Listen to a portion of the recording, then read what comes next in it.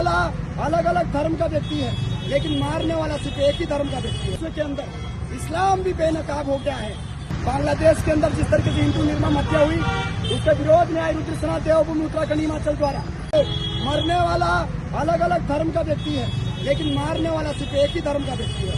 आखिर कब तक चलेगा?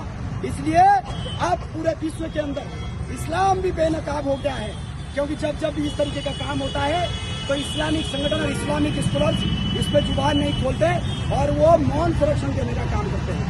बांग्लादेश के अंदर जिस तरीके से हिंदू निर्मम हत्या हुई, उसके विरोध में आई रुद्रसेना देवभूमि उत्तराखंड हिमाचल द्वारा।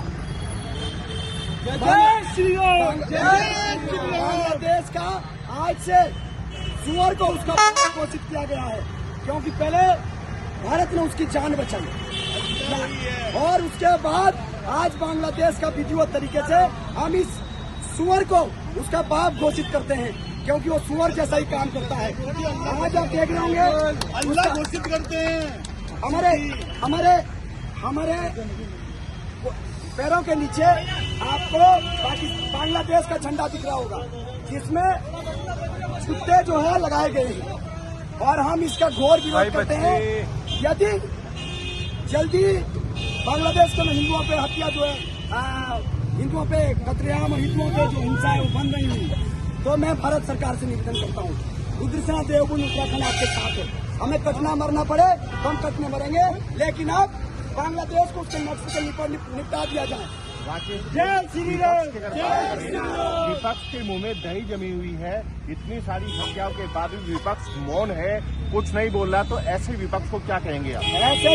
ऐसे विपक्ष भी सुअर है, और इन हरामियों को सिर्फ यदि कहीं अन्य जगह पे हत्याएं दिखती है, दिक्कतें आती है, कहीं यहूदियों पे या कहीं इस्लामिक चीजों पे कहीं कोई दिक्कत होती है तो तुरंत बोल पड़ते हैं, पर जब हिंदुओं पे हत्याएं होती तो चुप रहते हैं। ये हरामी गाजा पर चिल्लाते हैं, ये फिलिस्तीन पर चिल्लाते हैं, क्योंकि फिलिस्तीन भी इनका बाप है, लेकिन फिलिस्तीन, गाजा, बांग्लादेश, इन सब का बाप आज हम रुद्रसेना ने सुअर को घोषित किया है। मैं आपको बता दूं कि विपक्ष क्यों चुप है, क्योंकि वोट बैंक की राजनीति कर रहा है। कब तक कश्मीर के अंदर से हिंदुओं को मारा, काटा गया और भगाया गया?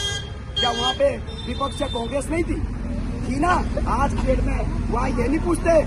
मैं कहता हूँ कि बाबा साहेब के संविधान में हम ST SC OBC और ठाकुर ब्राह्मण हो सकते हैं, लेकिन उस आसमानी किताब में हमारा हम सिर्फ काफिर है, और काफिरों का धर्म नहीं पूछा जाता। दीपू चंद्रदास दलित था, और उस दलित युवक को किस तरीके से काटा मारा गया। कहाँ है आज हरामी, हरामखोर चंद्रशेखर रावण? कहाँ है वो दलित नेता की बात करने वाले लोग? आज कहो ना, हम भी तुम्हारे साथ हैं, लेकिन नहीं करेंगे। इसलिए इनका चेहरा बेनकाब हो गया है, और जहाँ भी दलितों पर अत्याचार होता है तो ये लोग चुप रहते हैं। मुसलमानों की बात करते हैं, चाहे राहुल गांधी हो, सोनिया गांधी हो, दिग्विजय हो, जो बड़े बड़े नेता है वो बिल्कुल मुंह में दही जमाए बैठे, चुप है। ऐसा है, इनका यदि DNA चेक करेंगे तो इनका DNA भी मुसलमान ही है। मैं बताऊं कि मोमिन खान नाम का व्यक्ति बाद में क्या बनता है वो आपका जानते हैं, मोतीलाल नेहरू बनता है। उनका वंशज आप देखोगे तो गांधी तो है ही नहीं। मैं राजनीतिक टिप्पणी नहीं करूंगा, लेकिन इन लोगों को हिंदुओं के अत्याचार पर बोलना चाहिए, और मैं भारत सरकार से निवेदन करता हूँ, टिप्पणी करता हूँ। भारत के यशस्वी प्रधानमंत्री नरेंद्र मोदी जी, भारत के परम पूज्य राष्ट्रपति महामहिम द्रौपदी मुर्मू जी, अब समय आ गया है कि बांग्लादेश में जिस तरीके से हिंदुओं का नरसंहार हो रहा है, अब उसी की भाषा में जवाब देना चाहिए। अब बांग्लादेश को भारत के नक्शे से नहीं, विश्व के नक्शे से समाप्त कर देना चाहिए, और पूरा भारतवासी आपके साथ है, पूरा लोग आपके साथ है। जो गद्दार हमारे साथ नहीं है, सबसे पहले उनका भी ट्रीटमेंट किया जाए।